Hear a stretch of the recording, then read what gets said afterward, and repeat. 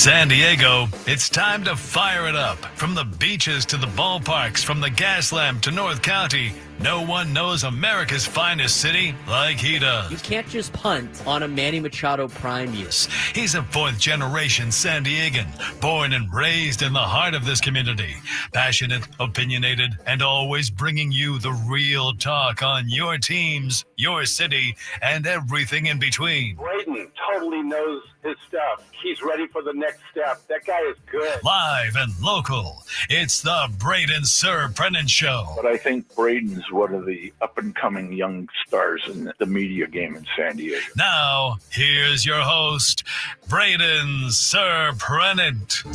What's up, San Diego? Welcome into the Braden Surprenant Show. I'm Braden Surprenant, live from the Loft here at the Western Metal Supply Company building as we get you ready for Padres and Dodgers, Game 3 of the three-game series between the two National League West foes. Sam Levitt will take over for me coming up at about 12:10. It's a 1:10 start. 12:10, Ecowater SoCal Padres pregame show. First pitch coming up at 1:10 as the Padres will be throwing Randy Vasquez to try to win a series over the Los Angeles Dodgers. Going against Vasquez in reality will be Wroblewski. He's not going to pitch the first inning, but he will have the majority of the innings today for the Los Angeles Dodgers as the Padres try to build off of a big win yesterday, winning 11-1. Now, overall, when the Padres win 11-1, you thoroughly enjoy it. I mean, I was out here. I sat in section 309 yesterday. My buddy Johnny had an extra seat, and he said, "You want to go to the game?" I said, "Absolutely." Even though I don't really like going to Padres-Dodgers games too much, just because of it's a different. You got to be on your edge a little bit more. So my buddy Johnny's in the chat. Had an extra ticket. Went down to the ballpark, met him down there. Sat in 309, row one. That was a great. Those are better seats than people think. The 309 row one. The first row of the 300s is actually pretty good. So you get to see everything.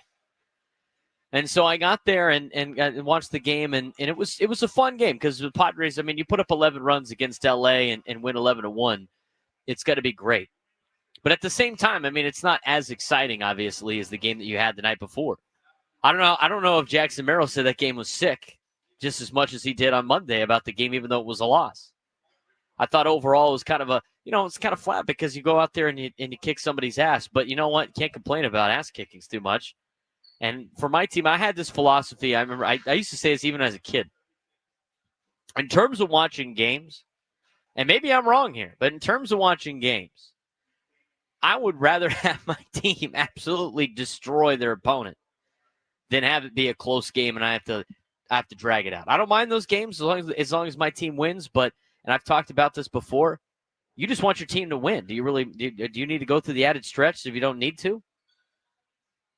So for me, you get to enjoy it. But if I was watching that game from afar, it would have been boring. And then the Dodgers go out there and throw Kike Hernandez in the sixth inning. God, dude, that's Bush League, dude. I can't get behind that at all. Throwing a position player in the sixth inning. I get it in like the eighth or the ninth inning. Maybe the last out of the eighth inning, going into and then the ninth inning because you don't have any pitching left. Fine, but come on, what a precedent we're setting here in Major League Baseball. That was a mockery of the game. I thought. Maybe you thought a little bit differently. There's people in the stands that thought it was great. I don't. You spend like hundreds of dollars going to a game, and then the other team decides to throw Kike Hernandez. Utterly ridiculous. But overall, you saw last night. We're going to get into this topic a little bit later in the show. I thought it was laid out perfectly by Kevin Acee this morning in the daily newsletter. And if you don't read it, and if you haven't looked into it yet, it's free to sign up for. And Kevin does a great job. Not only does he do it, he recaps games. Him and the UT crew, Jeff Sanders, Annie Halbrin, they do a great job of giving you Padres coverage each and every day. But on top of that, Kevin takes some extra time for his newsletter, which is free. You don't need a subscription to the Union Tribune to read it. And his one today was very interesting in a sense that of his idea that the Padres are going to go and live and die with how their top six or their core six do. He says, forget about left field. Let's just talk about the core six. And whatever the core six does, is what's going to get you to the prom. That's going to be the ultimate results for your team, is what the core six does. The core six players for the Padres: Luis Arraez, Fernando Tatis Jr., Manny Machado, Xander Bogaerts, Jake Cronenworth, and the last one on the list that I'm blanking on right now, as part of the core six, Jackson Merrill. Those six players are the real determination if you're going to win games or you're going to lose games. It's not left field. And if you look at overall, like yesterday's game, left field went 0 for 4 yesterday for the Padres. No hits. 0 for 4 again. Another bad performance out of a Padres left field. Did anybody notice? Did anybody care? No. Nobody noticed. Nobody cared. Why? Because the core six got the job done. We'll talk a little bit more about that later on in the show. But I think it's very important and very interesting. We have talked about on this show since the season has started about MVP candidates when guys have been playing really well. We talked about Fernando at the beginning of the season and Jackson Merrill being potential MVP candidates. And every single year that we talk about other players being very, very good, and guys like Fernando, and I still believe Fernando Tatis Jr. is the most athletic player on the field. He's the best player on the field talent-wise every single night. And usually it's not even close. And I will talk about that all the time. Fernando is the best player on the field every single night from everything he does. On the bases, to playing defense, to offensively, he is your best player on the field. At least most athletic player. And we talked about Jackson Merrill, what he brings to the table as a San Diego Padre. But the reality is, and I don't know if I'm denying it or if I've denied it in the past. I mean, the team, it always continues to be, it goes where Manny goes. You know, regardless if you want to see Manny as a leader or not, I mean, we've seen articles written, and I've seen it in the clubhouse. I mean, he is a guy that leads by his play, you know, and I think there's debates on whether or not he is a captain. Does he deserve the C on his chest? That's something he doesn't necessarily want to be. That's why they have had this collective kind of leadership council for the Padres, that they brought Mike Schilt in, but originally to be able to do some of those things. And then that's what they've been able to do, is they've had this leadership council with a bunch of different players of the Padres. It's not just Manny Machado, because he wants to focus on playing. But you look at, and you go back to the core six: Manny, Luis, Cronenworth, Merrill, Bogaerts, Fernando. We talked about yesterday how poor everybody was with runners in scoring position since May 16th. May 16th seems to be a significant day for Kevin Acee. Obviously, for that kind of couple of weeks that the Padres offense hasn't been very good. But when laid out on how the Padres core six players performed from May 16th through Sunday, you look at the numbers. They are all relatively the same, except for one player. Fernando during that time hit $167. Xander hit .222. Jackson Merrill since May 16th through Sunday hit .209. Jake Cronenworth hit .214. Luis Arraez hit .259. None of their OPSs were very good. 677 for Arraez. Cronenworth with a 646 OPS. Merrill with a 555 OPS. Xander with a 536 OPS. Fernando with a 505 OPS. And when you look at weighted runs created plus, where 100 is an average player, we talked about that yesterday when trying to find a left fielder. All of them were under 100. Arraez, 90. Jake Cronenworth, 89. Jackson Merrill, 58. Xander Bogaerts, 57. Fernando, 45. Who is the one player that we have not talked about? It's Manny Machado. So when you are, and again, it goes with what Kevin Acee was saying, when the core six continues to play collectively at a high level, the Padres play really well. So you can forget about the catching situation. Again, we've talked about the catching situation before. The Padres do not view that as any type of offensive player. That is a defensive-only position for the San Diego Padres. So don't worry about the catchers contributing any offense. Last night, Martin Maldonado was 2 for 4 and hit a home run. You'll take it.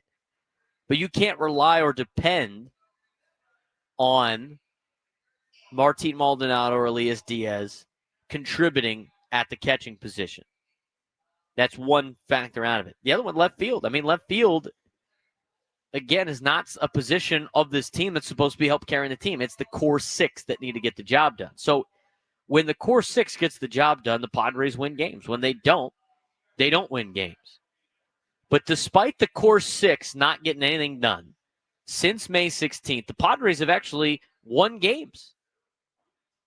And most of that has been, during the time I was on vacation, they're still winning games. And you're like, how can this be? But then you look at what Manny's doing. Manny Machado, since May 16th through Sunday, this does not factor in the last two games against the Dodgers, had a 279 average, a 330 on base percentage, a 558 slugging percentage for an 888 OPS, and his weighted runs created plus, which averages in the average baseball player again of 100. He is 84%. He was 84% better than the average Major League Baseball player during that time in weighted runs created plus at a 184.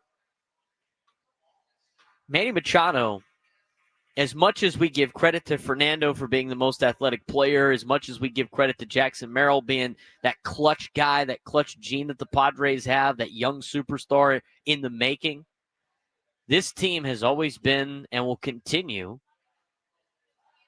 to live and die off of what Manny Machado does. I mean, he single-handedly carried the team for the last couple of weeks. Last night, you finally got to see other players contribute and get to that point. We laid it out yesterday in the left field situation. We looked at the list. And by the way,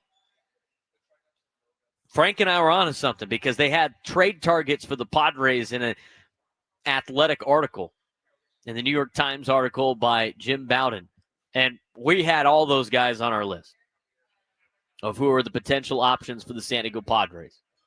And I'm going to tell you right now, there's not a lot of you're not getting a Juan Soto at the deadline, which I know is kind of extreme. But you're also not getting a phenomenal player that's going to change everything. You get a major upgrade to left field from what you currently have, but it's not going to be this dynamic change where all of a sudden you bring in somebody that's better than, or significantly better than anybody part of your core six. This team is relied on the core six. Again, nobody noticed that last night left field went 0 for 4 when your six players that you spent the most money on went out there and got the job done. You can't have a perfect position player in every single spot. It's roster construction. I agree with Kevin Acee in that sense. We knew that going into the season that the San Diego Padres were going to have to rely on Manny, Luis, Cronenworth, Merrill, Bogarts, Tatis. And when they're collectively hitting, they're doing well. And when they're not doing well. There's a couple of stats in there that I want to mention when we come back about the core six, but I also want to talk about this debacle that Dave Roberts had yesterday with the Los Angeles Dodgers and pitching Kike Hernandez, and what how disrespectful that was to fans and how insane that was, and hopefully how it's not a trend in the future. Does Kike Hernandez pitching last night show that Major League Baseball needs to shrink the amount of games they have? Or the Dodgers just, again, finagling the system? We'll talk about it when we come back as we continue. The Braden Surprenant Show, live from the Loft at the Western Metal Supply Company building at Petco Park. Getting ready for Padres and Dodgers. Coming up next on San Diego's #1 sports station, 97 through the Fan.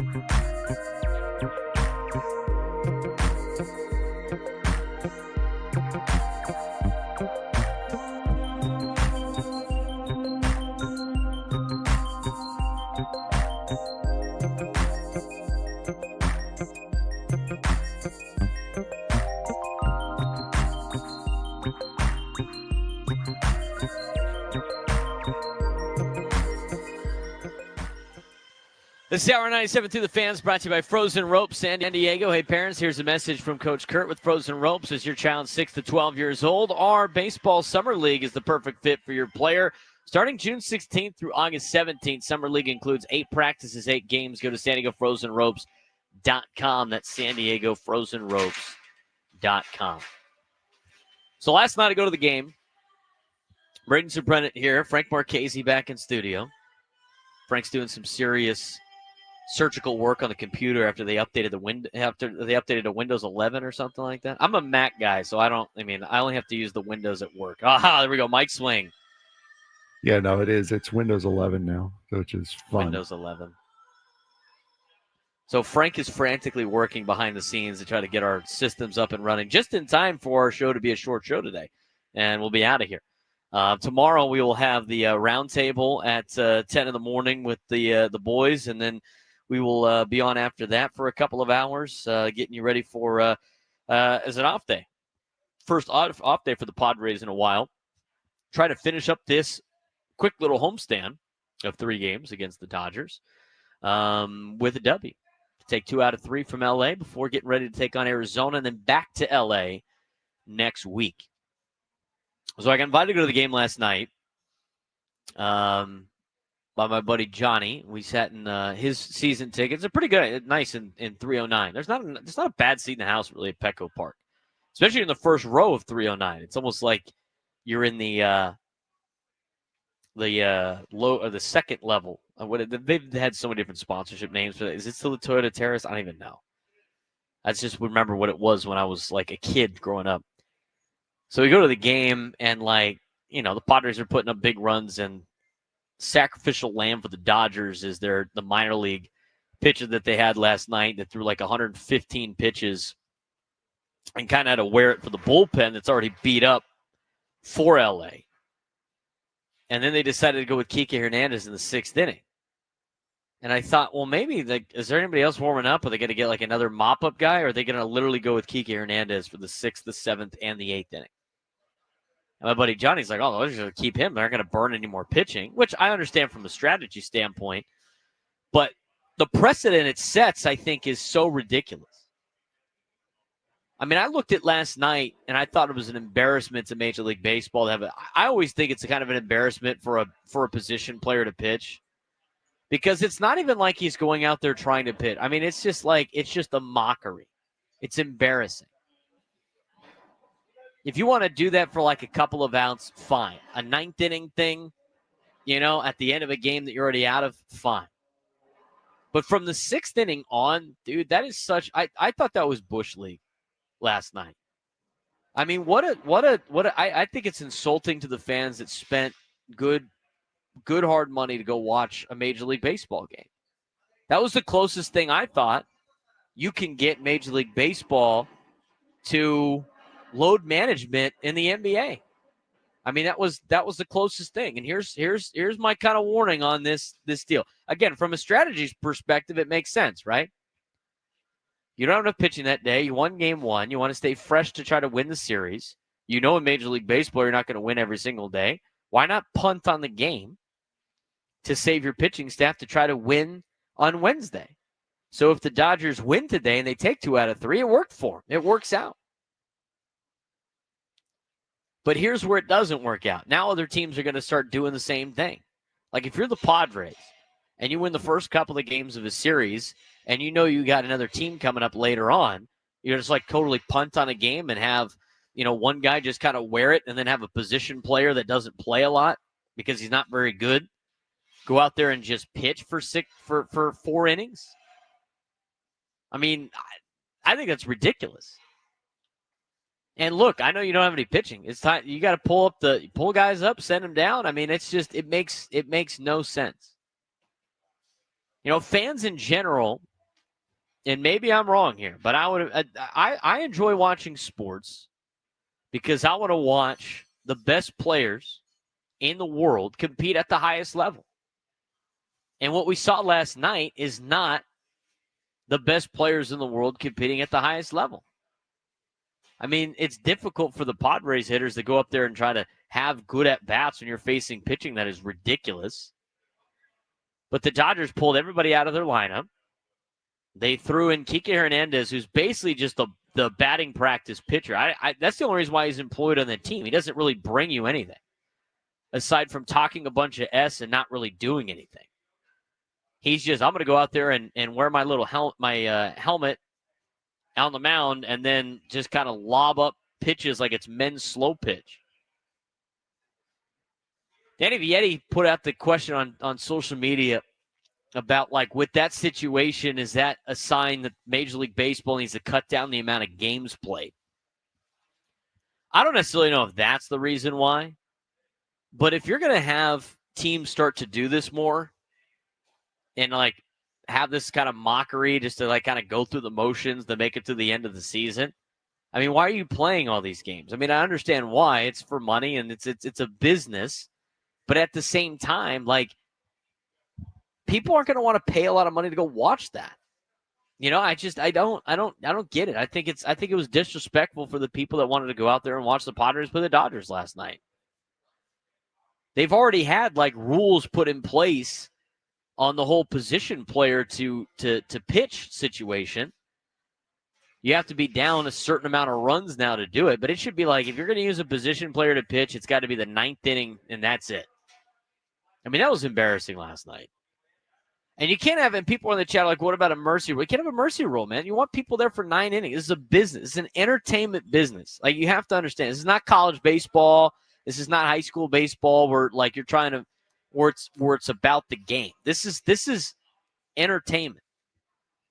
I've had this rant multiple times, but professional sports they're in the entertainment business. It's not the sports business. You're there to entertain. And what is entertaining to a lot of fans is the best players playing at a high level, not having Kike Hernandez go out there and lob it up like the guys at the Poway and Santee Sportsplex. I mean, you could tell that, I mean, it's going to throw you off a little bit as a batter. But look at Manny. I mean, Manny adjusted to that slow pitching after like 2 swings. Probably should have put one out if it wasn't for Kike Hernandez throwing at 40 miles an hour. I just thought that was ridiculous last night. You know, I always thought, you know, and we talked about it before with the Dodgers, and people are just going to hate the Dodgers, which is fine. I mean, I don't like them either. But, like, for a long time in my life, even as much as I didn't like the Dodgers, I respected their organization for what they were in Major League Baseball. They did things, quote, the right way.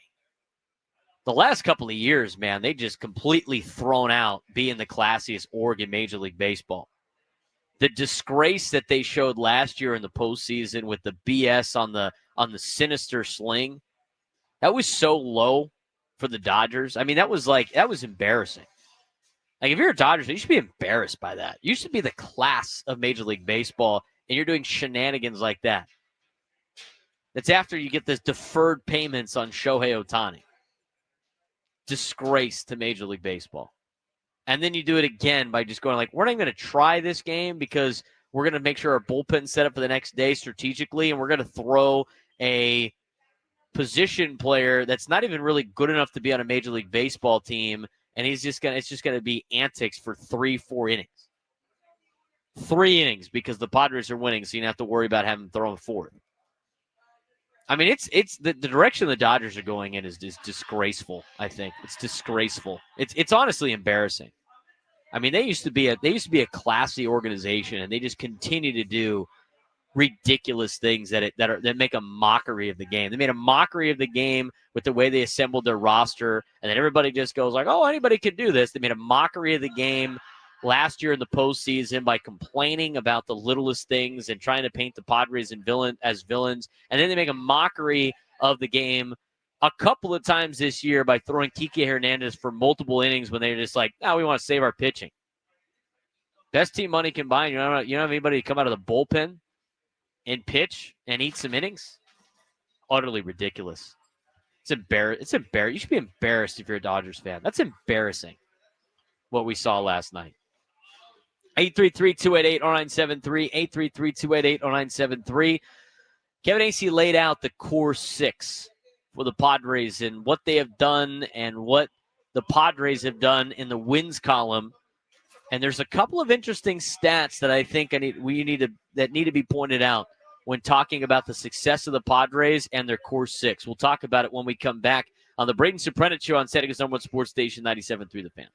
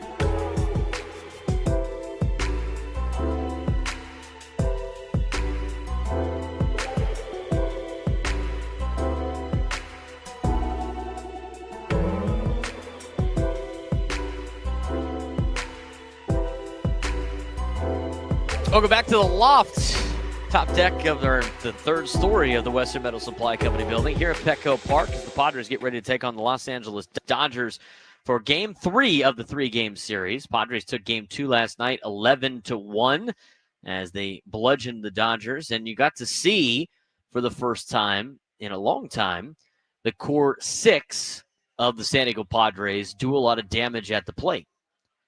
It was laid out in Kevin Acey's newsletter. I think it's very important to talk about the construction of this team and what the direction of the team will go based on where they're at with their core 6. The Padres left fielder last night was Tyler Wade. Tyler Wade went 0 for 4, reaching base once when he was hit by a pitch. Did anybody notice, as Kevin Acey pointed out in his daily newsletter? The answer is no. Nobody noticed. Everybody was talking about the Padres scoring 11 runs. Everybody was talking about Kike Hernandez coming into pitch in the 6th inning. Padres evening up the series at 1 game apiece. You didn't talk about the left field situation.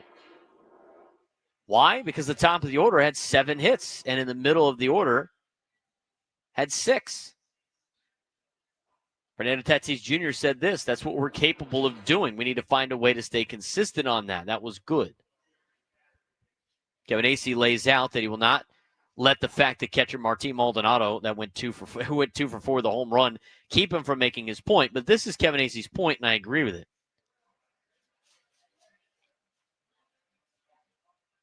When you talk about the San Diego Padres and how they've been built, I mean, you could talk about the catching situation all you want. They are designed to be a defensive-only position. Any type of offense you get out of those players is a bonus. They are here to handle the pitching staff.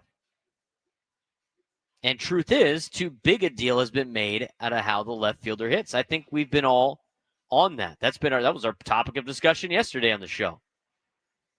Go get a left fielder. Padres need a left fielder bad. It is a big deal But the Padres left fielders and catchers is not the biggest reason the Padres offense has been underachieving. The biggest reason the Padres offense has been so underachieving and overrated has been that most of the guys who absolutely have to hit have not been doing so. Before last night, the Padres' core 6 players had combined for more than 6 hits in just 3 of the previous 21 games they had all started. Machado has been hitting for most of the season, but the rest of the core has been underperforming for going on a month. We talked about this earlier in the show to start the show.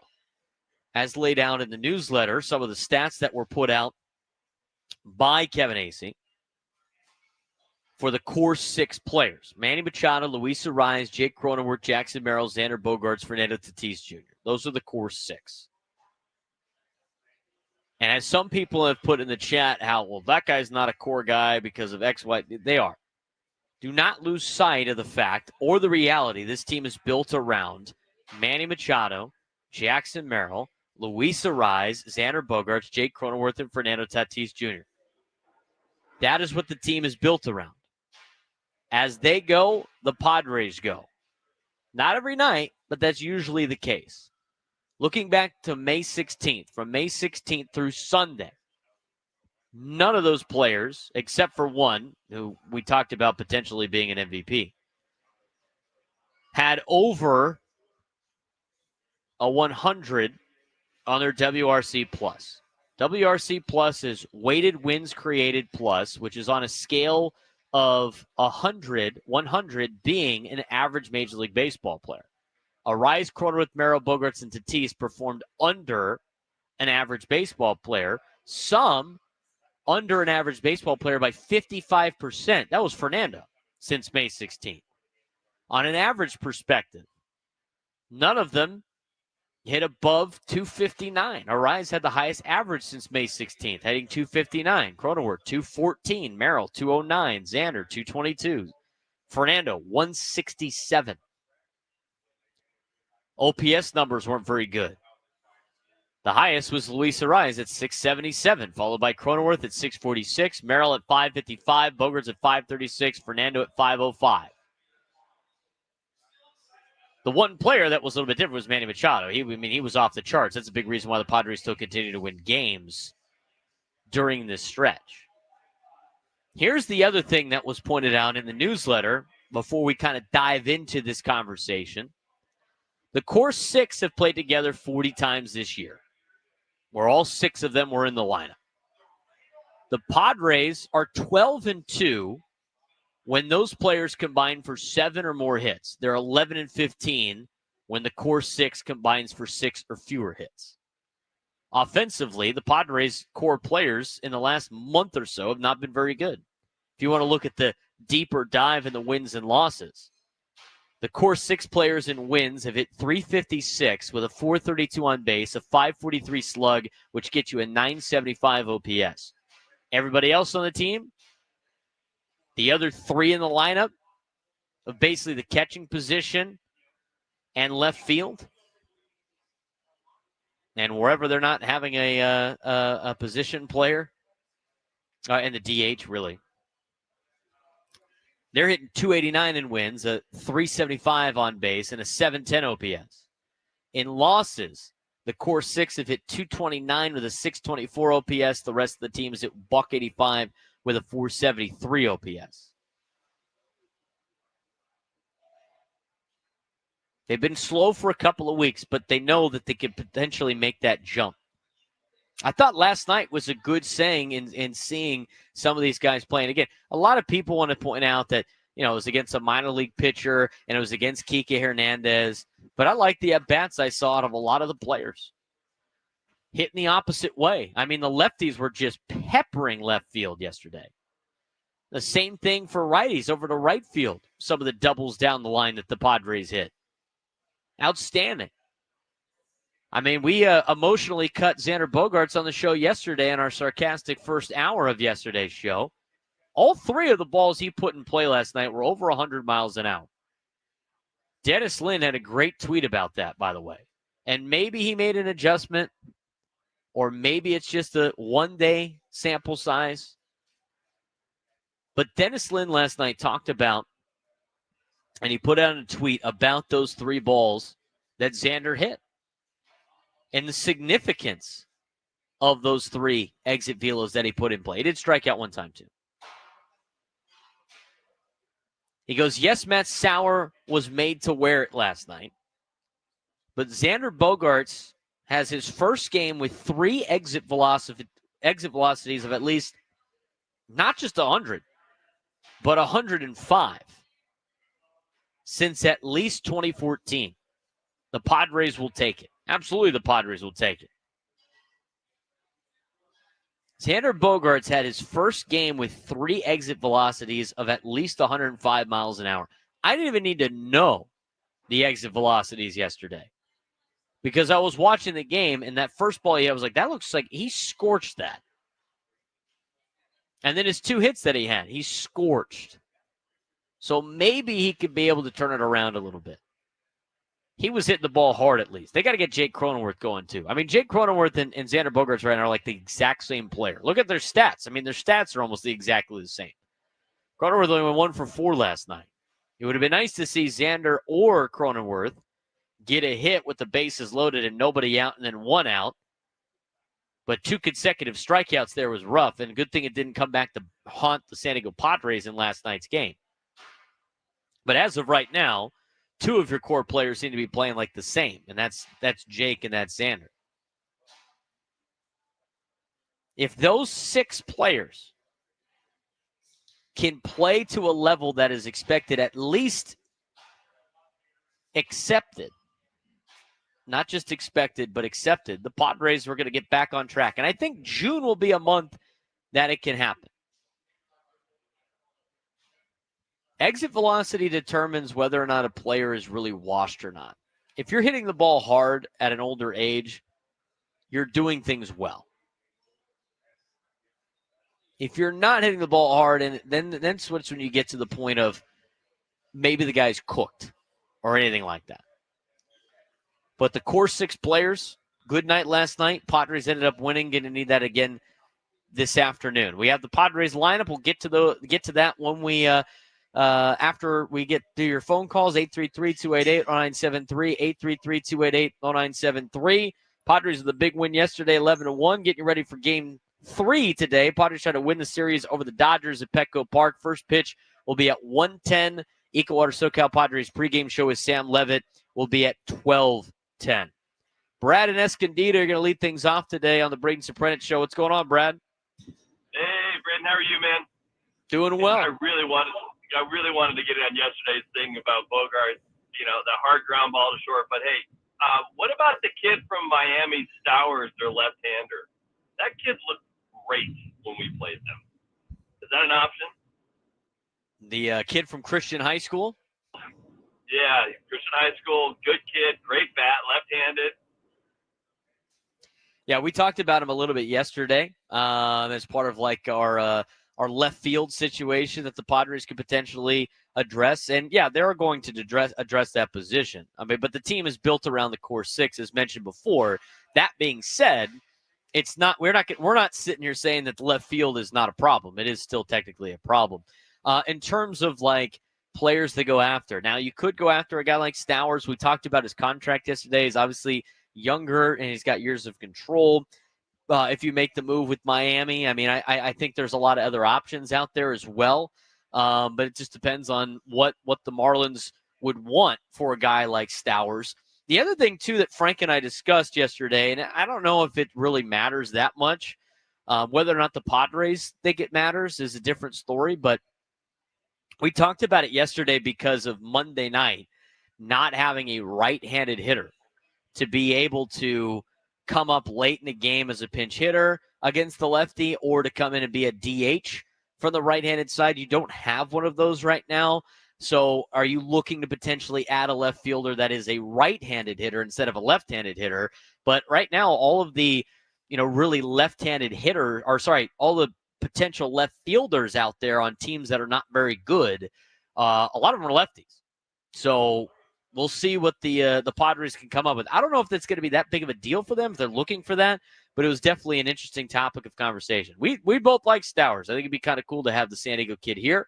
But at the same time, a lot of these teams are not going to be pulling the trigger for another month or so.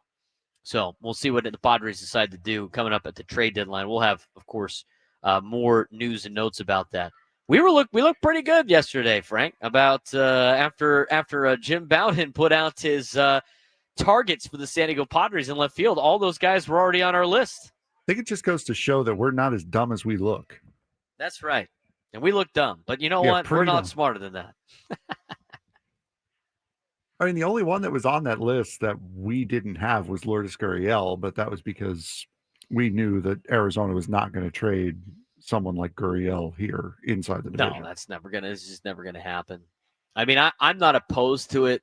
I used to be, and then I mean, at the same time, like, as long as you're making your team better, you shouldn't have to worry. You're not playing games too much, but that doesn't mean that's not what some of these general managers are doing out there and the relationships they have with teams in the division. 833-288-0973, 833-288-0973. Brandon in Carlsbad. I know he's going to be fired up after a game like last night. Brandon, what's going on, man? Big B. Whew. All right, let's go, boys. Check this out. Okay, besides all the keyboard clowns in the chat yesterday, which shout out to Kevin from Chula Vista, we're going to DFA all those guys because they do nothing except hide behind that little comfort zone. Not me. I'm a frontline soldier. Now, yesterday was a prime example when seats can be seats and the batters that we need to wake up, and it gives the bullpen a rest. And mind you, I believe we're on day 12 of playing 26 games in 27 days.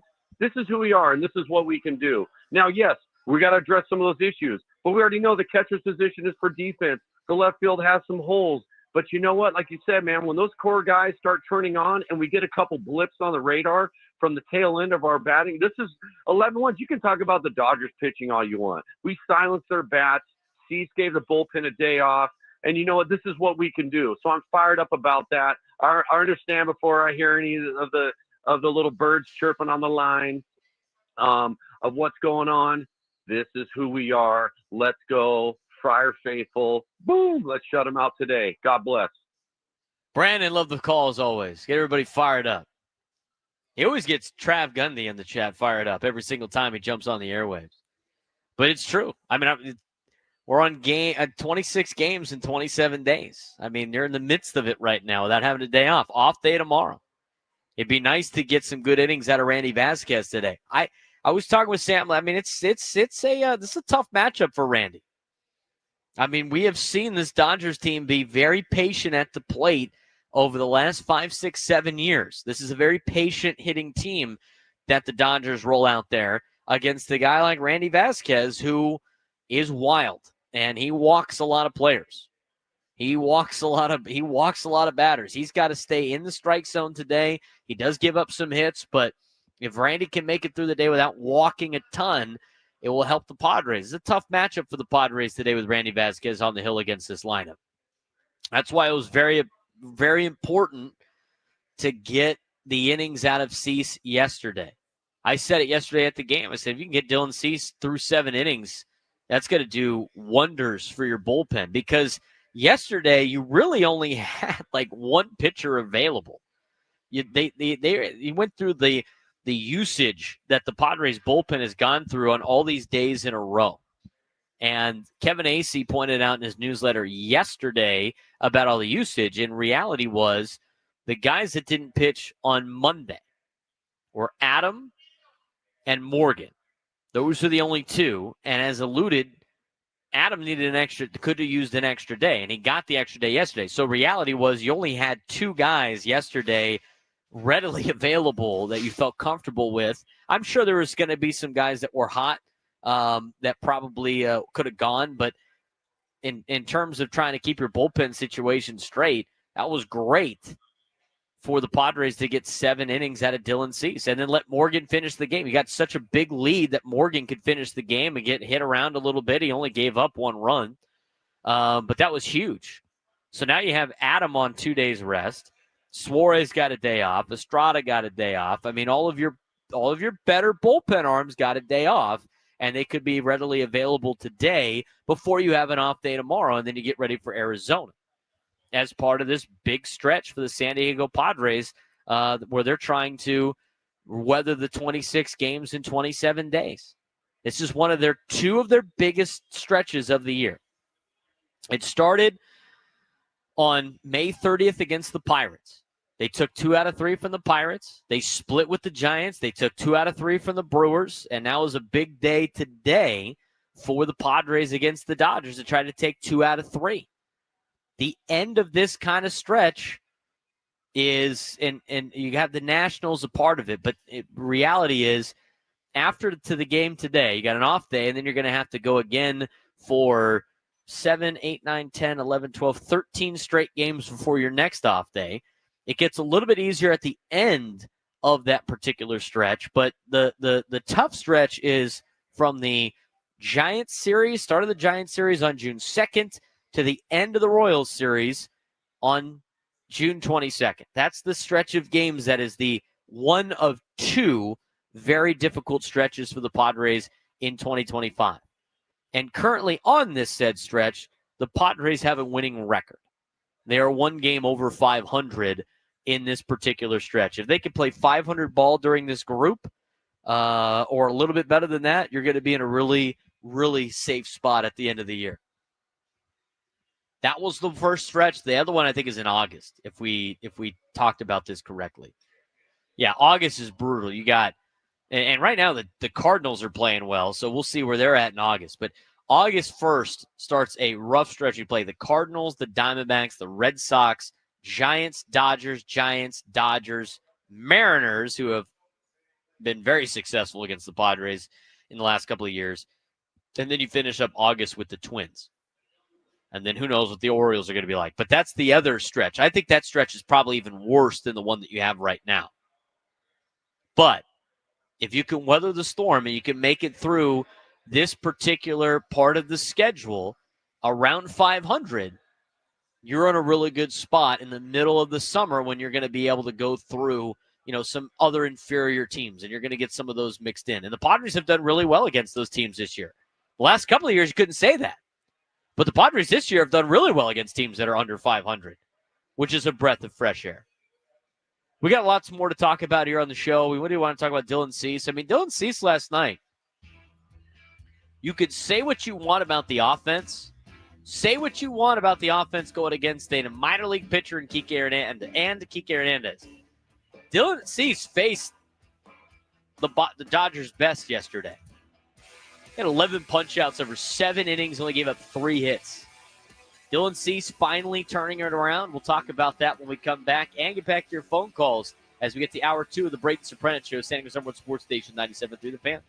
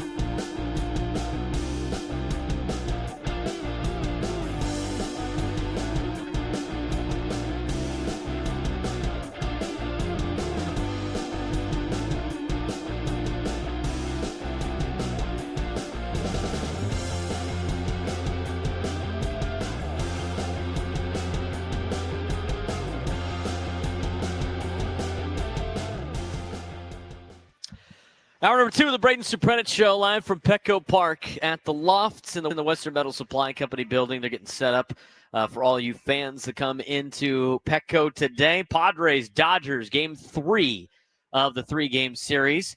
First series of the year for the Padres and their arch rival Los Angeles Dodgers. Love the energy the city brings when you play against Los Angeles. I'm driving down to Petco today to get into work. Got up this morning, early workout. Got the workout in at 7. Get your mind right. Be ready to go to start the day. I'm driving in down the 163. They're doing a little bit of construction on 163. I don't know what they were doing. They were setting something up. And one of the trucks had the marquee on it, right? That usually tells you the traffic pattern or anything like that. This one did not have any instructions on it. It didn't have any type of, work, expect delays and stuff. It literally just said, go Padres, and then it flipped and went beat LA, which is super cool to see. Super cool to see. Love those. They showed that video at Petco last night. They had some videos of that with all the SDG&E trucks and the city trucks. That was their beat LA video on the video board, which was pretty cool. Padres video board does a great job. I want to give a shout out to Tim Golden, by the way.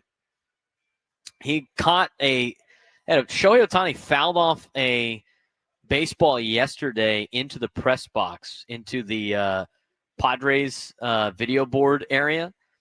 And Tim Golden, who works for the video board, he's also a counselor at St. Augustine High School, made a great catch on the Shohei Ohtani ball. And then the fun fact was talking about how he got the ball, which was awesome.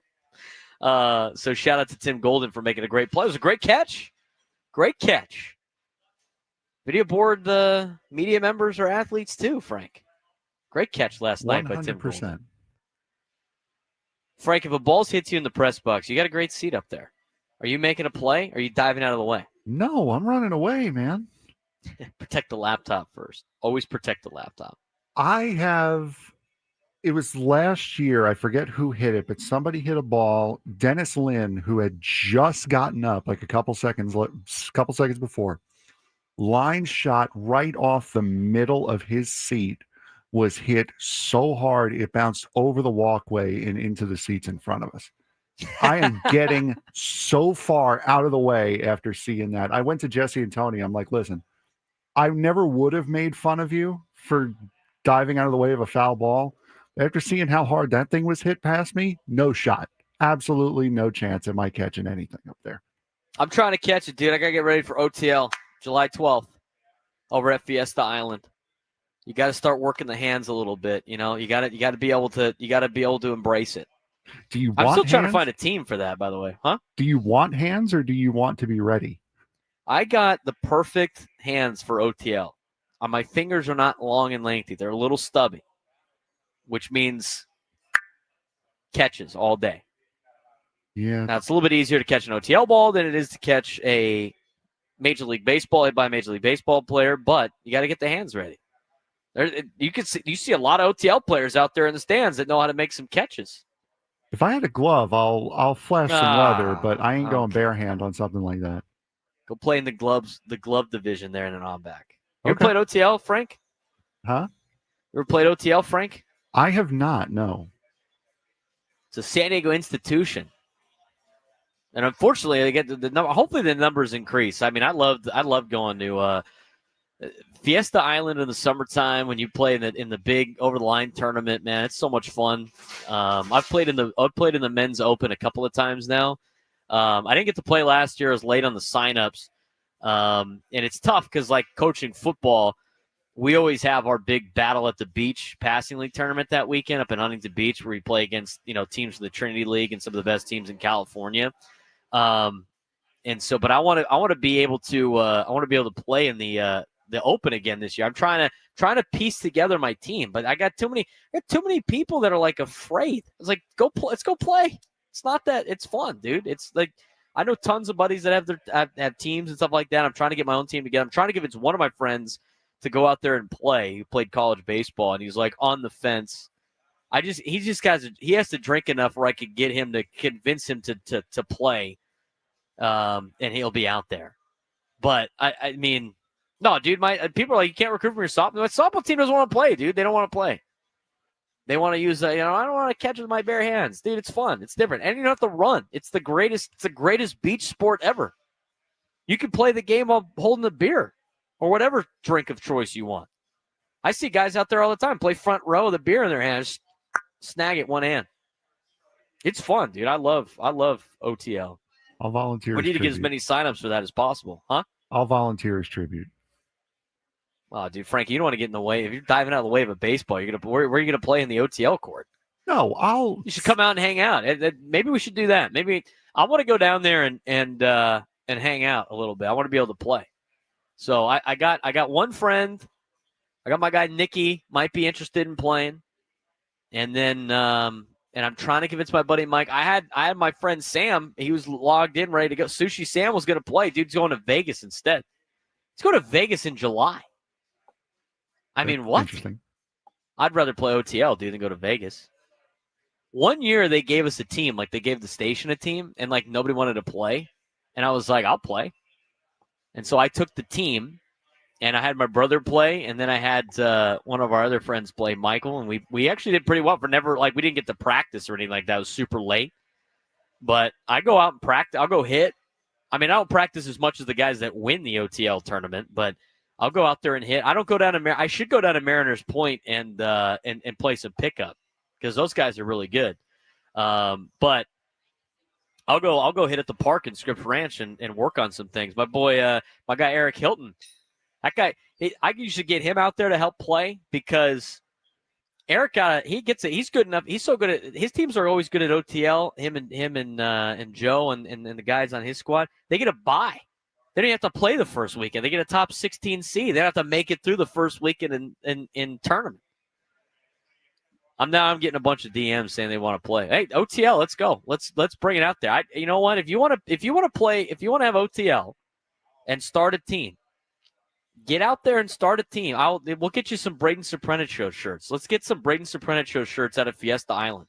What do you think about that, Frank? Got a bunch of teams out there repping the show. I think it'd be great. I'm hesitant to name my team anything contra. So the team names out there are hilarious, but I feel like I can't be. I don't know. I think your team name needs to be approved if I'm going to put your I'm going to send you a T-shirt. Yes. Or hook you up with some T-shirts. We'll figure out a way for that. But I want to get if you want to get the. I'm not paying for your team. You got to pay for your own team, but I'll get you a shirt if you want to be a part of the Braden Surprenant Show Windsock OTL crew. We'll get you some Braden Surprenant Show shirts. I'm getting a new order in anyway that I've been handing out, so we'll maybe make some OTL Braden Surprenant Show shirts for you guys. So I'm gonna go. I'll be out there. Regardless if I'm playing, I want to play, and I got to put a team together. But after that, if you want to rep the Braden Surprenant Show out at OnBack, let me know. Send us a tweet at the Braden Surprenant Show at B_SUR at the B_SURP show or at BSurp or at Frank Marchese's social media. Give me a reach out. We'll get some Braden Surprenant Show shirts out there. But if I play, Frank, you got to come out. We got to make it a show thing. No, I would definitely play. I'm diving out of the way of a major leaguer hitting a ball at me. But if it's like Mike in Scripps Ranch who's had a hip replacement, I'm not getting out of the way of that. I'm diving for it. Are you kidding me? Replacement. Prolific says he's in. All right. Brock wants to play. Let's go. We got to get more people playing OTL out there with OnBack, man. It's a San Diego staple. We got to get more. We got to get the younger crowd out there playing OTL. I won it when I was 14. I won the junior OTL championship, which was so much fun. But you can't just go out there and swing baseball style, man. You gotta go out there and you gotta get the OTL swing. It's a different, it's a different game. My team name should be the Win Sox. Braden Surprenant's Win Sox. That is perfect. That is bang on perfect, by the way. Oh, man. The tournaments are fun, dude. They have tons of tournaments for the big one. I just don't have time to do all of those. I know they got a couple at Mariners Point. I know Fiesta does a couple other ones. I think there was one this weekend. One of the kids I coached at Cathedral, he just graduated, I think. This year he plays baseball there. I saw on his Instagram he played too. So get the young crew out there. They have tons of kids tournaments too. Get your kids involved. The kids divisions are glove. Get your kids out there playing OTL on a Sunday. It's fun. It's a blast, and they teach you how to play the game and everything like that. It's a great time.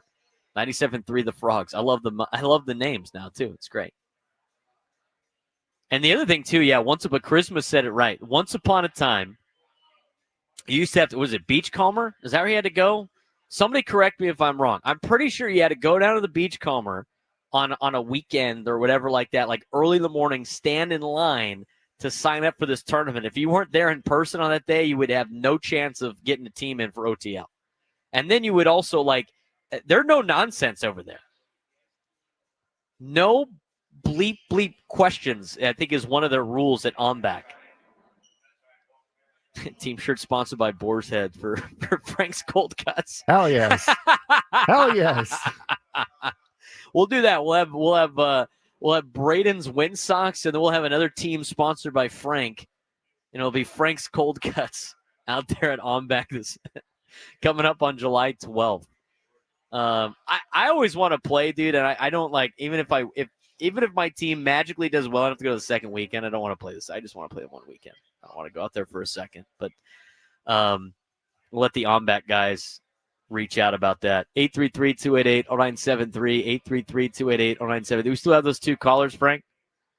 Yes, we do. All right, let's get out to Clay in the South Bay. Clay, what's going on, man? How you doing? Hey, I'm doing fine, Braden. I mean, great W last night.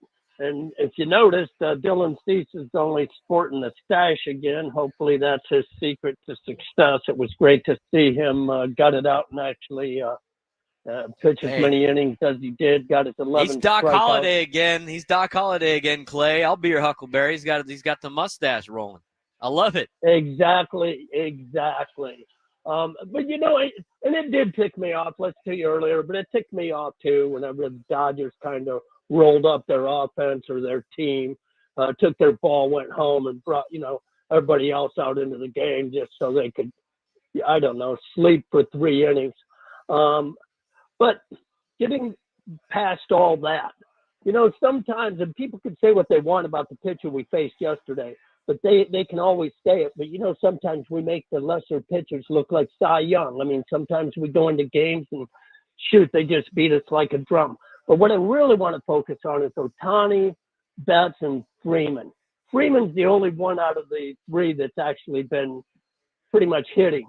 But Ohtani and Betts have been held pretty much, shall we just say, hitless, minus 1 or 2.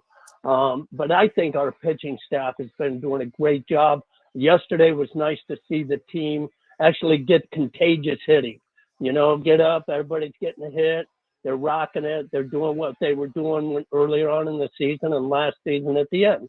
So I hopefully we're turning the corner, and let's get another W today.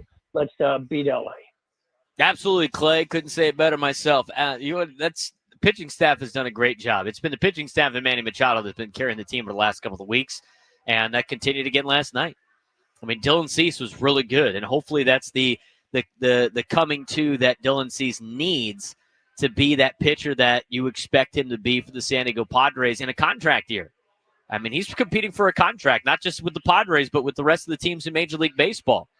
And he kept saying, I saw it with, Eno Saris had the discussion with Dylan Cease. I mean, he's been saying he feels the best he's ever felt.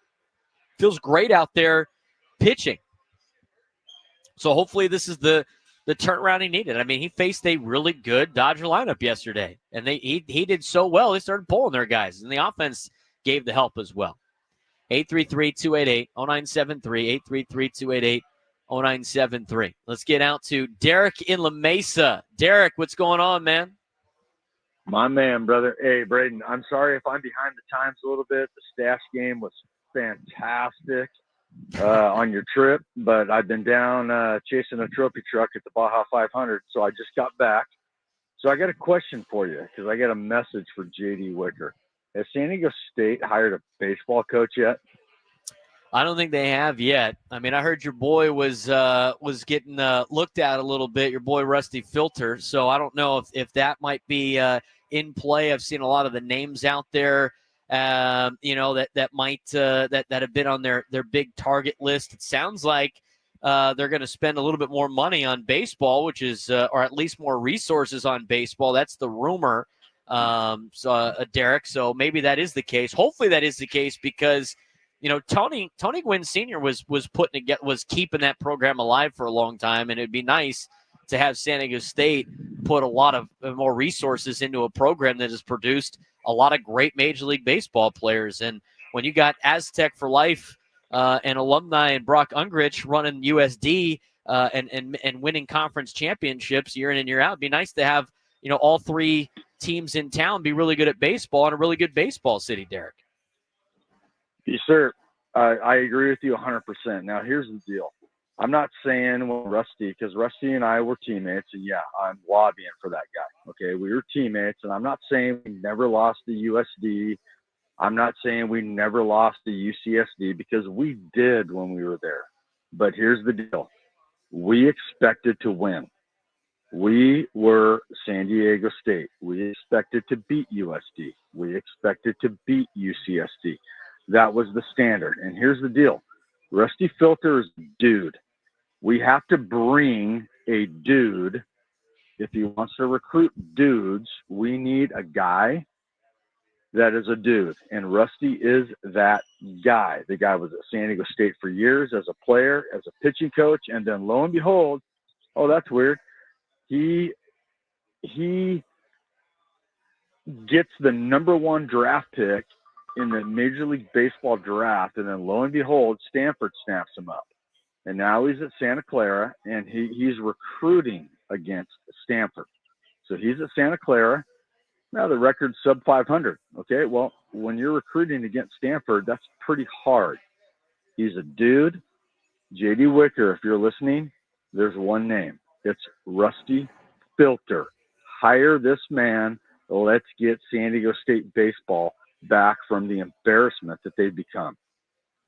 Well, Derek, you'd have two San Diego State Aztecs potentially in town running the two major college baseball programs, both products of Dennis Pugh over at Mission Bay High School. Be a nice little local story for that. How's the trophy truck watching going? My uncles used to race in the Baja 1000 in years past. I haven't been down there for a race. My uncles like to go down there, but how's that environment been like? You know what? It's great. I'm kind of bougie, Braden. I'm not going to lie to you. I've kind of graduated to the point where I'm flying down with the guys that fly the helicopters that chase the trophy trucks, and it's pretty cool. Our guy that we were chasing crashed at race mile 70. Not good, but he was doing really well. I'm not going to name his name. He kind of ticked us off a little bit, but anyway. The trophy truck racing down in Baja is fantastic. It's such an awesome scene. I love Mexico. It's so fun to go down there, and especially now that I'm Mr. Bougie Boy that flies down in a helicopter and back. It's pretty cool. Yeah, it's a lot better than having to drive all the through the desert and everything like that. Derek, appreciate the phone call, man. Yes, sir. Take care, pal. Derek in La Mesa. San Diego State Aztec alum, man. The baseball alumni want to see the Aztec baseball team get back to a higher level than they've been in the last couple of years. That's for sure. 833-288-0973, 833-288-0973. We'll continue to preview Padres and Dodgers when we come back on the Braden Surprenant Show on San Diego's #1 sports station, 97.3 The Fan.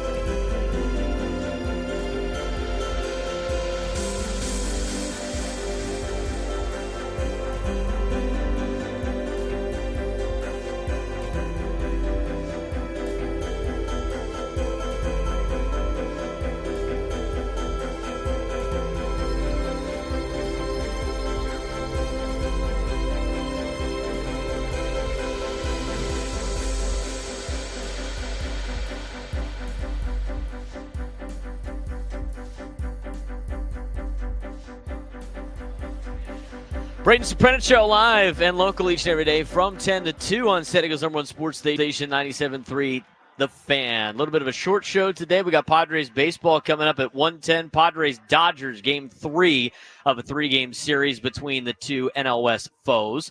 Padres took game 2 last night, 11-1. Dodgers took game 1 in extra innings, 8-7 on Monday. So the rubber match today, Randy Vasquez toes the rubber for the San Diego Padres. We'll get you the starting lineup in just a little bit. We do want to talk a little bit more about Dylan Cease. We got a couple more things that we want to get to before we pass it along to Sam Levitt in the Ecowater SoCal Padres pregame show. He'll be doing that up here at the Loft. Gates open at 11:30 here at Petco Park, but some people are starting to trickle in here to the Loft. And again, if you're up here and you want to get here early, we'll still be up here for the next 30 minutes or so, and then Sam Levitt will take over at about 12:10 p.m. Pacific time. Again, Loft, great place to check out. They got tons of beer and stuff and drinks and spirits that you can hang out and have a good time. They got Pop-A-Shot, they got pinball machine, they got pool up here. It's a great time getting ready for Padres baseball up here in the Western Metal Supply Company building. I did have a couple people tweet out about the on-back situation with the signups that I never had to partake in, because now you can sign up online. I think you can still sign up, and I need to if I want to actually play in this thing. But Evan de la Mesa on Twitter goes, OTL signups were always at 6 a.m. at the Beachcomber. It was usually Cinco de Mayo weekend. You'd have to stand in line and wait until they opened at 9 a.m. along with 1,000 other hungover people. I'm glad I've never had to do that. Although it'd be kind of fun. I mean, it's just, that's when the tournament was selling out, and hopefully we can get more people signed up for over the line. It's always a fun time. I've already had like a handful of people reach out about playing. So hopefully I can get a team. I put a team together, Frank. Braden's Wind Sox and Frank's Cold Cuts, 2 teams out there for on back. Again, if you want, we'll hand out shirts. The shirts will be free. I'm not paying for your entry fee. But we'll supply some shirts if you want them. Let me know. DM me. I'll get you Braden Surprenant Show OTL shirts for you for the over the line tournament, and we'll get that hopefully for you before July 12th. 833-288-0973. 833-288-0973. One more caller on the line. Kevin at Chula Vista want to weigh in. Kevin, what's going on, man? Hey, Braden. Thanks for the opportunity once again. And before I get to our good friends, that classy organization in Los Angeles, let me put a challenge out to all of the intelligent folks in the chat. We keep talking about who the Padres want for a left fielder, etc. So here's the other side of it. You have to have a trading partner. That means you have to have something that the other teams want. So I want our people here that like to think about all these wonderful trades that they think can happen. Who do the Padres have that other teams want as a trading partner? That's the key to getting anything done. You've got to have a dance partner here. And I don't hear any names being mentioned outside of maybe Dylan Cease, maybe the shortstop DeVries. After that, it's a bag of rocks. And you're not going to be able to trade a bag of rocks to get somebody even halfway decent in left field. Now, put that challenge out there, put it aside for a second. Let's talk about that classy organization up in Los Angeles. Braden, I'll say this.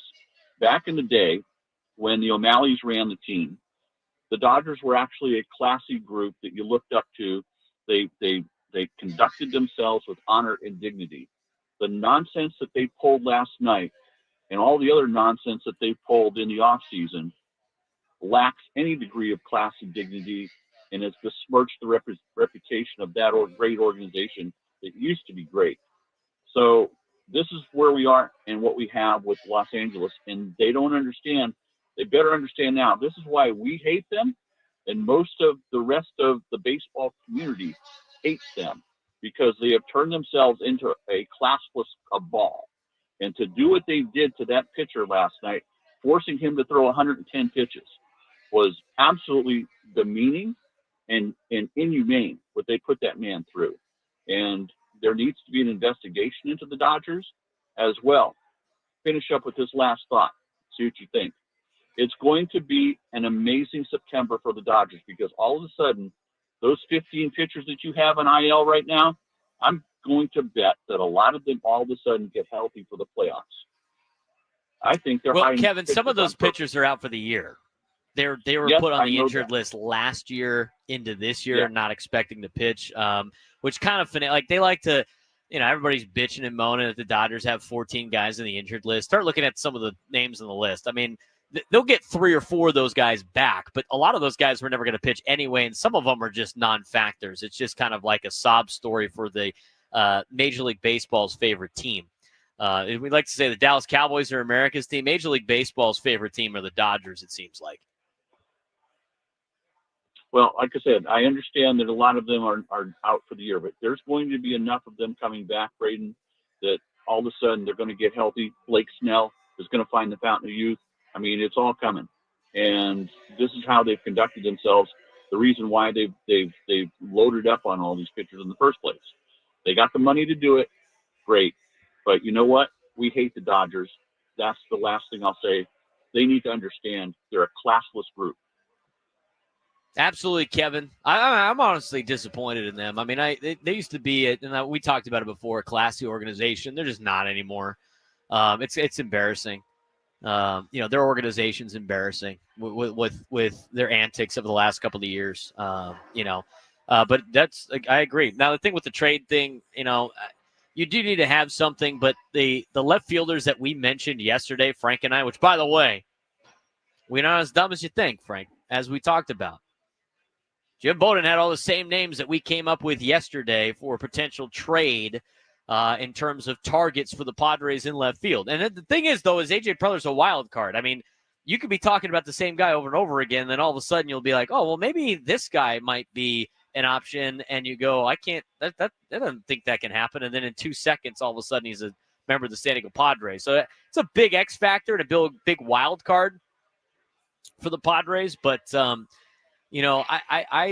like the some of the names on the list, but a lot of those names on the list, like, they're not going to cost you a lot. I mean, there's some arms in the minor leagues for the Padres that are not like, Mackenzie Gore, but you don't need those Mackenzie Gore, CJ Abram, types of like the players that you gave up for one. So you're not going to need those types of players to acquire a left fielder, especially if it's a rental. That's why we looked over the list. To me, the ones that stand out the most are rental pieces.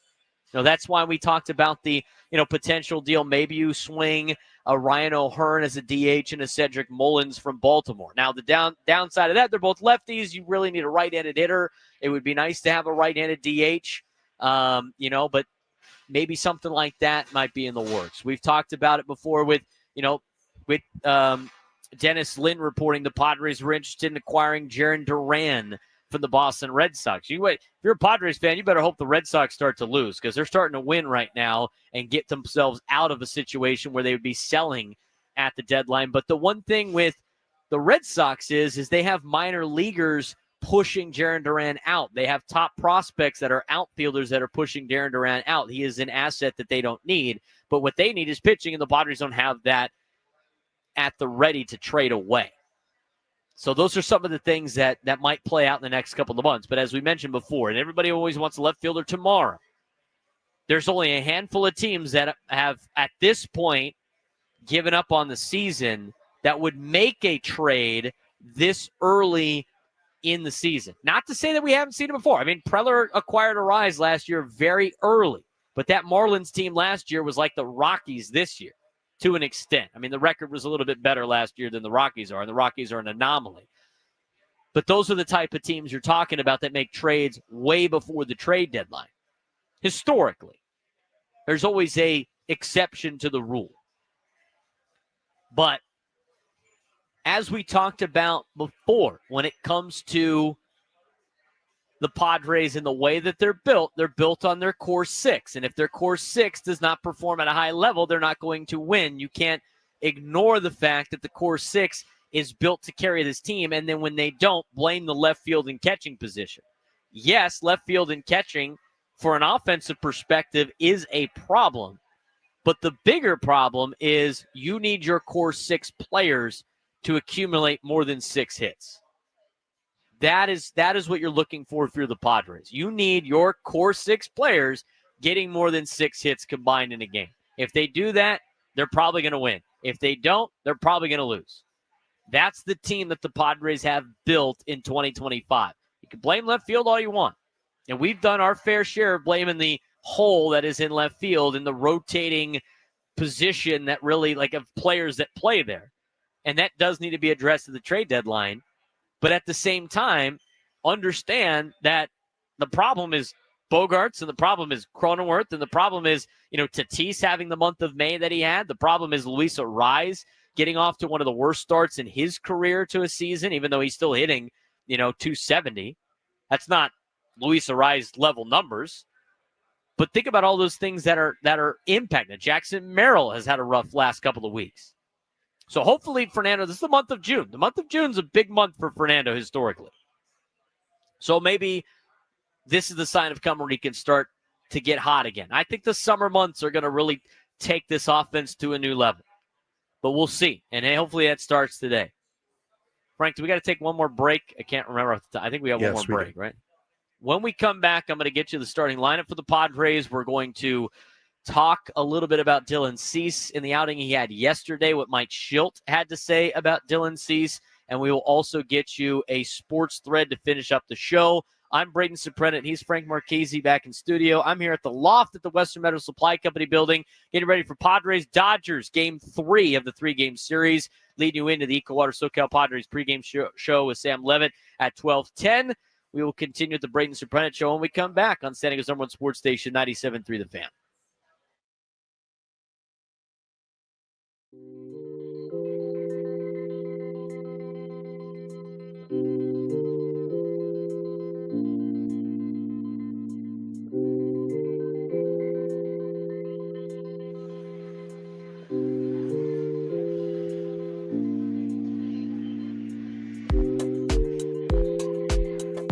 Coming up on Thursday's show, we'll have the roundtable with the whole crew. We'll recap the Padres-Dodgers series and get you ready for the Diamondbacks this weekend.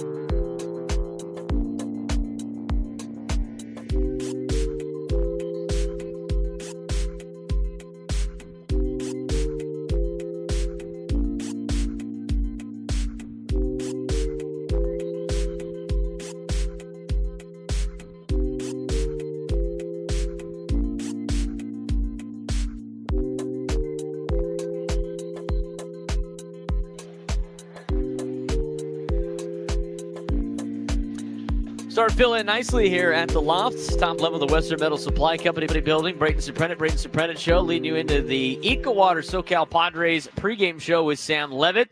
Sam's going to have a one-on-one with Ruben Niebla coming up during the pregame show, so stay tuned for that. Padres and Dodgers getting ready for Game 3 of the three-game series. A rubber match today after the Padres took down the boys in blue 11-1 yesterday at Petco Park. Today, Randy Vasquez will get the start for the San Diego Padres, as we will get you today's starting lineup for the Padres. A little bit different today. Xander Bogaerts is going to be the DH today for San Diego, as Jose Iglesias will play shortstop. That's the most notable thing that I saw on the lineup.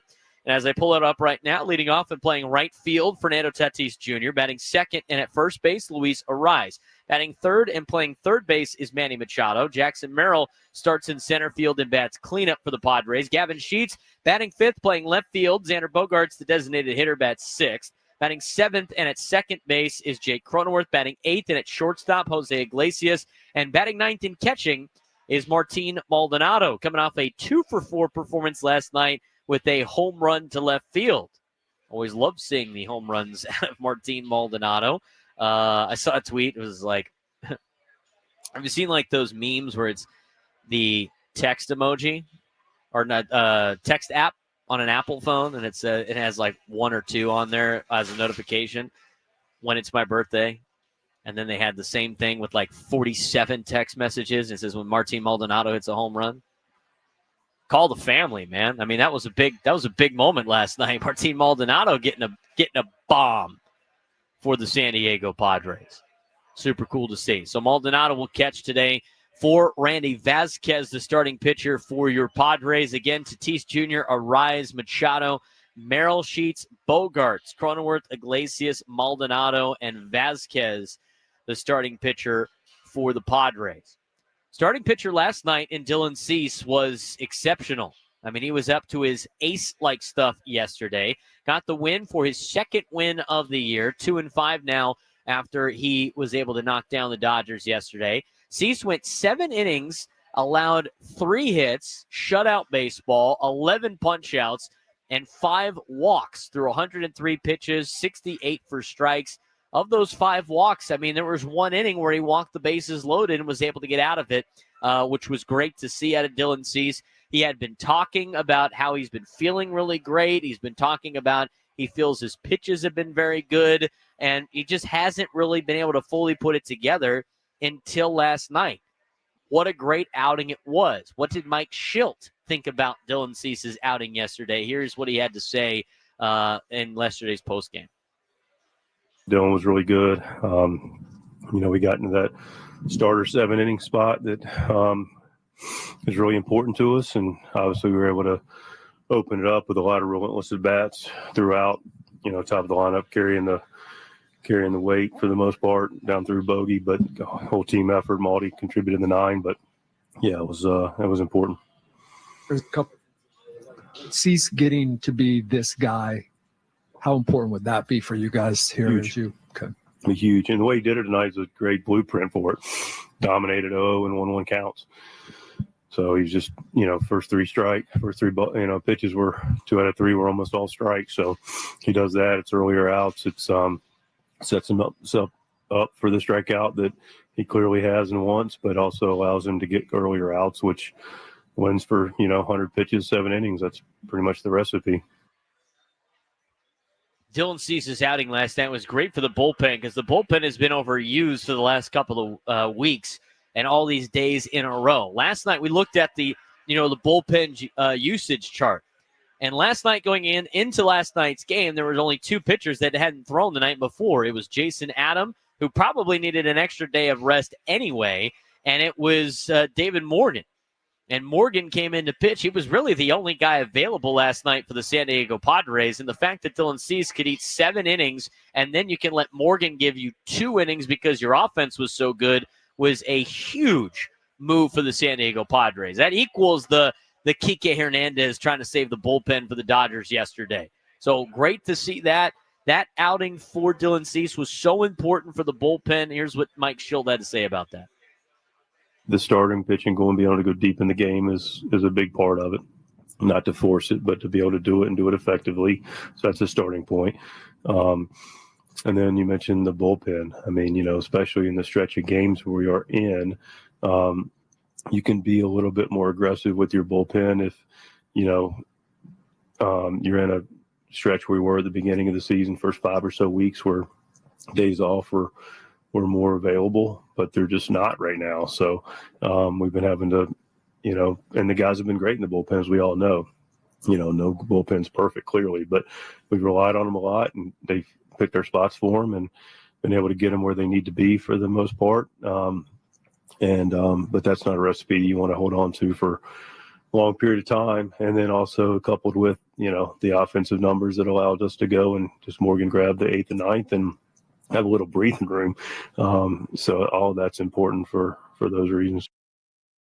That was manager Mike Shildt yesterday, post-game after the Padres' 11-1 victory over the Los Angeles Dodgers. They'll try to win the series this afternoon against L.A., as Randy Vasquez will be going against a very patient lineup for the Los Angeles Dodgers. Randy Vasquez does walk a lot of batters. It's a tough matchup for Randy. If Randy can make it through 5 innings, I think the Padres will be in really good shape. But it's whether or not he can throw strikes and not allow a lot of traffic on the bases. This is not a matchup that's very good for Randy Vasquez. So it's going to be a tough one today for the Padres against the Dodgers. We'll see if they can take 2 out of 3 from LA here at home. They will play them again next week in Los Angeles with a trip to Arizona in between against the Diamondbacks coming up this weekend.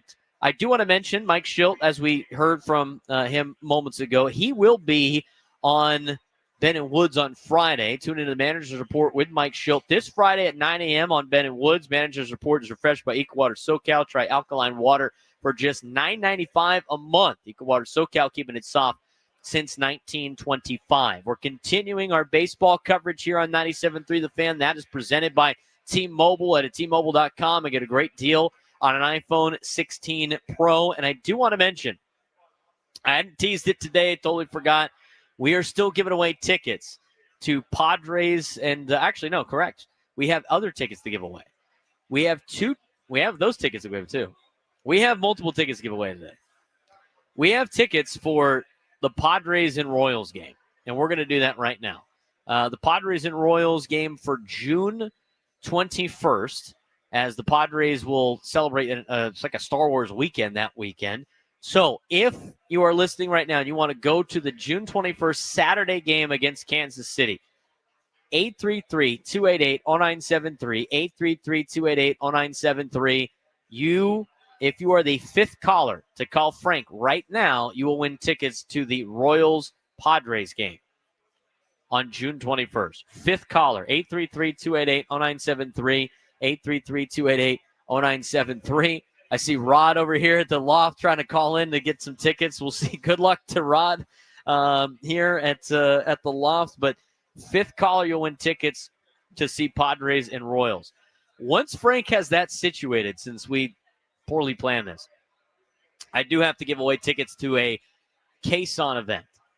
Our sister station at the country station, Quezon's All-American Summer, starring Scott McCreery, is this Saturday at Front Wave Arena.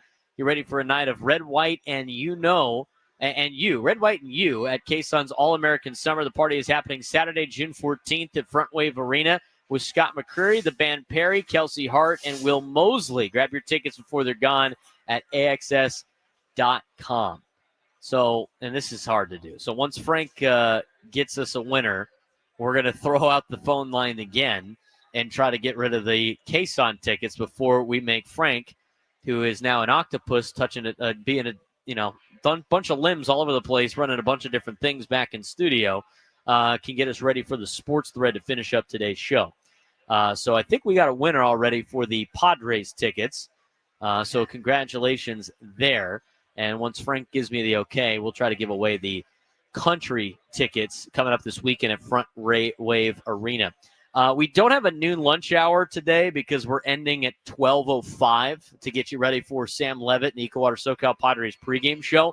But our noon lunch hour is brought to you always by the Craft Taco. Bold flavors, 2 locations, Sorrento Valley and inside Balboa Park's Natural History Museum. Today, I'm here at the Loft. I'm going to watch a little bit about the Padre game. I keep telling, I coach football at Cathedral Catholic, and it's starting to get football season. So we got our preseason coaches meeting coming up later today at like 3:30 in the afternoon. So at some point, I'm going to have to leave the Padre game a little bit earlier than I would like. And I'm going to cruise up the coast. I'm going to cruise up Interstate 5. And for lunch, I stop by Craft Taco, get myself a taco before leading into the meeting I have to go to. It's super easy to get. It's a little interesting to see once you get there the first time. It's a great place. It's in Sorrento Valley. It's off Interstate 5 on the west side of the 5, just south of the 56. It's one of the best tacos you'll get in town. Craft Taco, big sponsor of ours here on the Braden Surprenant Show for the noon lunchtime hour. Frank, I don't know when we can get to this. We're having a show meeting on during the show right now, but we do have to. I know the fair has started. Yes. We do have to do like a lunchtime hour food deal on the fair. I mean, Yes. we gotta be able to do the food from the fair. Maybe we should go out there and do some social media content for the fair. Sounds like a good idea to me. I'm not going to devour my own thing, but I might have to. We might have to sample a lot of different things for the show. You're going to be eating we'll a lot of it because I won't be able to get it down. Well, because again, I can't eat nearly as much as I used to. So we got to find somebody to eat it for us. that's even better. That would be We'll get even some better. We'll do food reviews with different people at the fair. That's not a bad idea. That might be something that might play, Frank. That might play on social media. Just might. We are ready for those KSON tickets, by the way. Okay. Well, who won the Padre? Do you know? Rob in Little Italy. Winner. Rob for in Little Italy. Yes. Congratulations to Rob. He'll be going to the Padre game. Fifth caller, 833-288-0973, 833-288-0973. If you're a fifth caller, you will win tickets to this weekend's Caisson All-American Summer, starting Scott McCreery this Saturday at Front Wave Arena. You're ready for a night of red, white, and you at Caisson's All-American Summer. The party is happening Saturday, June 14th at Front Wave Arena with Scott McCreery, the band Perry, Kelsey Hart, and Will Mosley. Grab your tickets before they're gone at AXS.com. Country concert coming up this weekend. Fifth caller, you will win today's tickets for that. Just giving tons of things away right now on the Braden Surprenant Show. Loft is filling in nicely. A lot of Padres fans today here for the day game. Padres trying to take 2 out of 3 from the Los Angeles Dodgers. It will be Randy Vasquez on the hill today for San Diego. We're going to get to the sports thread to finish up the show once Frank is all set with giving away the Caisson tickets. But giving away tickets left and right. I don't mind that idea with the fair food. I just don't want to eat all of it. My favorite thing at the fair, and I guess we're kind of teasing this. Maybe we do this on Friday. My favorite food at the fair, and this has changed as I've gotten older, but they have and I don't know if they're still there. I bet you they are, but they have garlic fried artichoke hearts. Those are delicious. I'll eat those any day of the week. Now, there's a lot of stuff like Chicken Charlie's over there. That's the deep fried Oreo hits every single time. And for some reason, the cheesecake on a stick dipped in chocolate and either sprinkles or chocolate chips on it, another fair quality deal. When I go to the fair, I'm not a big rides guy. I'm not a big thrill seeker. I mean, my level of ride is like Disneyland. I can do all rides at Disneyland. If you try to increase more than that, I'm just probably not getting on it. I'm not afraid to admit it. That's just I'm not into the rides. So if I'm not that into the big rides, I'm not going to be that into rides that are just been assembled a couple of weeks before I got there. So not doing the rides. But when I go to the fair, this is what I got to do. I got to walk around. Traditionally, I've always had to go check out the flower stuff with my mom because my mom would love looking at all the flower displays that all the high schools do like that. So that's usually part of the plan now. But I want to play a stupid game that I know I can't win. I will play at least one of those stupid games. I don't even need to win. I need to play one. I want to sample some of the food. I like walking around, checking out some of the deals. That's what I do when I go to the fair. We ready to go, Frank? Oh, just about. Guy's working out back there. He's doing a radio producer workout. If he's decided to save all of our ticket giveaways for the final 10 minutes of the show. Are you ready for the next thing? Maybe I can throw something else at you right now. Like, let's pause 10 seconds for station identification. The Braden Surprenant Show on San Diego's #1 sports station, 97.3 The Fan. That. Hold on. There we go. KWFN and KWFN HD1 San Diego. Hey, it's Chris Ello. We talk Padres, but I like to steer the discussion in the direction of the Aztecs as well. Listen for yourself. Gwen and Chris, 2 to 6 p.m. weekdays on 97.3 The Fan. And Odyssey Sports Station. You know that group chat? The one that's always blowing up with the biggest sports takes, debates, and breaking news? You got barbecue back there, and you didn't invite me? Yeah, we've got that too. Welcome to the Sports Thread, where we break down the top 5 stories in sports, just like you would with your crew. Oh, no! Disaster! What a bad idea! No filters, no silence, just real talk. Here's Frank Marchese, a man of many talents, a man that's been all over the place today. I hate you. And a man that's so been much. being heckled by Jocelyn for the last 48 hours. Yes, that is something that's been very, very interesting. She I wants will the say. tea, dude. Like, you got to learn. Like, Jocelyn always wants the tea. She's going to want the tea. That's, you know what? That's not part of the sports thread, though. So that's your It's- warning shot from Jocelyn. Let's get to what's It's trending fair. in sports. It's absolutely fair. Number 1. All right, a very strong field and an extremely difficult course cannot stop bookmakers from making Scotty Scheffler a historic favorite to win the 125th U.S. Open. Scheffler shows plus 175 odds to win the 2025 U.S. Open at Oakmont Country Club, according to ESPN Bet. That makes him the largest favorite for any men's golf major since Tiger Woods was a plus 225 or shorter for every major in the year of 2009, though he would not win any of those tournaments. Scheffler surpassed his own personal best major odds of plus 325 going into the 2024 U.S. Open. Scheffler have that good a shot at winning the U.S. Open this weekend? I mean, at this rate, the people that bet on Scotty Scheffler, it's like better than getting returns in the stock market. We are not betting advisors. Don't take that advice. But I don't know. It's hard not to make him the favorite in almost every major right now coming up with the way that he's been able to play, and he just continues to win. Gotta like Xander Schauffele. 7:30. He tees off at 7:30 in the morning on the East Coast. Mm-hmm. You going to wake up at 4:30 to watch the first group tee off? First couple groups tee off? You know, No. man, probably not. Probably not. But hopefully the San Diego guys do well in the U.S. Open coming up this weekend. I just got to know. You know what? I said it before. Sushi Sam in the YouTube chat that we see all the time, Mm-hmm. he had 500 on Justin Rose in a live bet when he was like struggling to win 50,000 for the Masters. Not and bad. then lost it on one hole, dude. Oh, no. That's not good. That's rough, dude. That's That's- why you don't get. That's why I don't. You can't go in the deep dive of some of the betting, man. Nope. The house always wins. Yep. All the time. Number 2. The United States gave up 4 goals in the first half and looked unprepared for next year's World Cup by getting routed by Switzerland 4-0 in a friendly on Tuesday night in Nashville.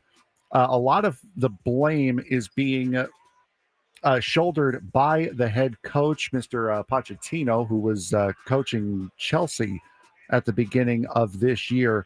The whole point of last year's World Cup for the U.S. was to get these young kids ready for this year's World Cup when they're at home and they can show out. With this type of performance against a team that the U.S. should beat, should this signal a coaching change before next year's World Cup? I mean, how many coaches are you going to go through if you're the U.S. national team right now? I mean, they're athletic, but they look unskilled in soccer. Yes. I mean, we don't have an athlete problem. We have some of the best athletes in the world, including ones playing soccer. And I know some of our best athletes are playing football and in the NBA and playing Major League Baseball, but the athletes we have playing professional or soccer for the U.S. national team are good. They just look unskilled. We need to be – I don't know how it has taken us so long to not – I mean, just be competitive. I mean, they got run out of the building by the Swiss last night. I know it's a friendly, but it needs to be better. And I don't know how many I mean, you can continue to keep changing over head coaches. It doesn't seem like it's been a major difference. No, it was very, very bad yesterday. 365 days from today, the World Cup kicks off. So not great, especially with your top player, Pulisic, opting out of these friendlies to rest after a Serie A season. Number 3. All right, I know we hate the LA Chargers here, but Jim Harbaugh said on Tuesday that he had successful cardiac ablation and hip replacement surgery over the off season. He said, quote, "Doctors can't find anything wrong with me now. A grade." In a game against the Denver Broncos in week 6 of last season, Harbaugh, 61, had a flare up with an atrial flutter and a type of arrhythmia that usually causes the heart to beat abnormally at an abnormally high rate. Harbaugh went to the locker room where paramedics treated him, and his heart eventually returned back to his normal rhythm. Good news for Jim Harbaugh, of course, going into this year, that he's got a clean bill of health. Yeah, that's great news. That was scary in Denver. I remember watching that going like, what is going on? I mean, that's stuff that, especially with his age and everything like that. So I'm glad everything's been taken care of and it checks out. I mean, regardless of what teams you root for, you always want to root for humans at the end of the day. Absolutely, 100%. Number 4. The Edmonton Oilers could be selling on this Stanley Cup final here, as their head coach has not decided on a goalkeeper for game number 4 after being drubbed 6-1 by the Florida Panthers in game 3. Series now 2-1 to the Florida Panthers and consecutive losses. And Coach Chris Knobloch said on Tuesday he has not decided whether or not he will go to Stuart Skinner or will go to his backup, Calvin Pickard. If you're guessing on which goaltender you are going to use for game 4 of the Stanley Cup Finals, you may have already lost the series, right? Yeah, which would suck for Canada, wouldn't it? It absolutely would. Not winning the cup again would be great. I'd love to see that. I kind of love the trolling that happens at this point in time with that. For Frank Marchese, I'm Braden Surprenant. Thanks again for tuning in to the Braden Surprenant Show. EcoWater SoCal Padres pregame show with Sam Levitt. Coming up next, Padres Dodgers, game 3 of the series. After that, we'll talk to you guys tomorrow on the Roundtable on San Diego's #1 sports station, 97 through the Fan. See ya. George